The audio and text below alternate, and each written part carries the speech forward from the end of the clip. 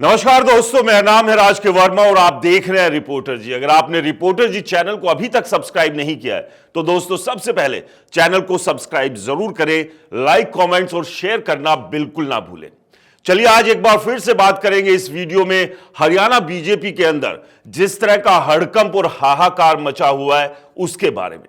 अनिल विज को अभी हाल ही में हाईकमान के द्वारा एक नोटिस दिया गया था जिसमें उनसे पूछा गया था कि पिछले कई महीनों से वो लगातार जिस तरह से अपनी ही हरियाणा की सरकार, अपने ही मुख्यमंत्री और अपने ही प्रदेश अध्यक्ष पर निशाना साध रहे हैं, उसके पीछे की वजह क्या है।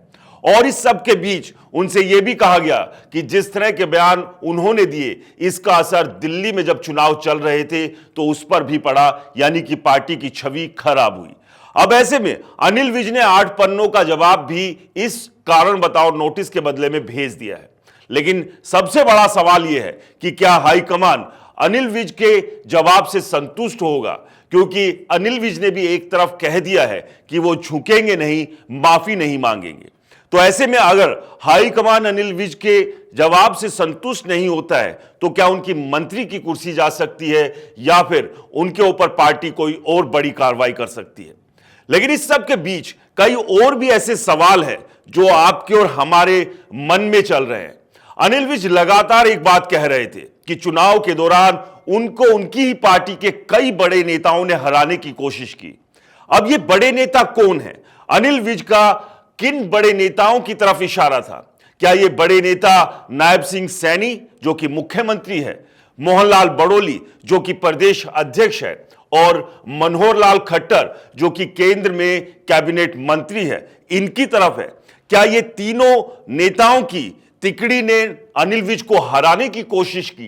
क्या यही बात अनिल विज लगातार खुले मन से कहना चाह रहे थे? जो बात अनिल विज लगातार कह रहे हैं कि बड़े नेता, और अगर ये बड़े नेता ये तीनों ही है तो आखिरकार क्यों मुख्यमंत्री नायब सिंह सैनी, प्रदेश अध्यक्ष मोहनलाल बड़ोली और कैबिनेट मंत्री मनोहर लाल खट्टर क्यों अनिल विज को हराना चाहेंगे? क्या इसके पीछे की वजह यह मानी जा रही है कि अनिल विज एक के बाद एक चुनाव जीत रहे थे और उस दौरान 6 चुनाव जीतकर 7वां चुनाव जीतने की तरफ वो बढ़ रहे थे, और ऐसे में अनिल विज जीतते तो क्या उस वक्त नायब सिंह सैनी, मोहनलाल बड़ोली और मनोहर लाल खट्टर को इस बात की आशंका थी कि अनिल विज अगर जीत जाते हैं तो हाईकमान उन्हें मुख्यमंत्री बना सकता है, और यही वजह थी।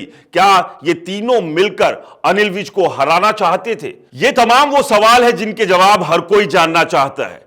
खैर, अनिल विज ने कभी भी सीधे तौर पर इन तीनों का नाम नहीं लिया, लेकिन अनिल विज ने कुछ रोज पहले अपने सोशल मीडिया पर एक वीडियो पोस्ट किया था और इस वीडियो में करीब 27 पेज थे जिन पर गद्दार की मोहर लगाई थी। उन्हीं में से एक नायब सिंह सैनी की फोटो पर भी गद्दार का ठप्पा लगा हुआ था, और वहीं से एक कयास लगाए जा रहे थे कि कहीं ना कहीं जिन बड़े नेताओं का जिक्र अनिल विज लगातार अपने भाषणों में कर रहे हैं उनमें नायब सिंह सैनी, मोहनलाल बड़ोली और मनोहर लाल खट्टर हो सकते हैं। लेकिन यह कितना सही है, इस बात की पुष्टि तो खैर अनिल विज या फिर ये तीनों नेता कर सकते हैं। लेकिन जिस तरह के हालात फिलहाल हरियाणा बीजेपी में बने हुए हैं, इससे पहले यह माना जाता था कि अनुशासन ही इस पार्टी की सबसे बड़ी सीख है और सबसे बड़ा सिद्धांत है। लेकिन अब अनुशासन टूट रहा है, आपस में मतभेद है, आपस में सरफुटव्वल चल रही है और लगातार लट्ठम-लठ हरियाणा बीजेपी में होती हुई दिखाई दे रही है। और इस सब के परे हाईकमान भी हरियाणा में चल रही उस उठापटक पर अपनी निगाहें बनाए हुए हैं। ऐसे में अब देखना यह होगा कि यह विवाद आगे कितना लंबा खिंचता है, या फिर अनिल विज हाईकमान के सामने सरेंडर करेंगे या फिर हाईकमान कोई ऐसा बीच का रास्ता निकालेगा जिससे यह मतभेद भी खत्म हो जाए और जिस तरह की परिस्थितियां हरियाणा बीजेपी में बनी हुई हैं वो भी शांत हो जाए, यानी कि सांप भी मर जाए और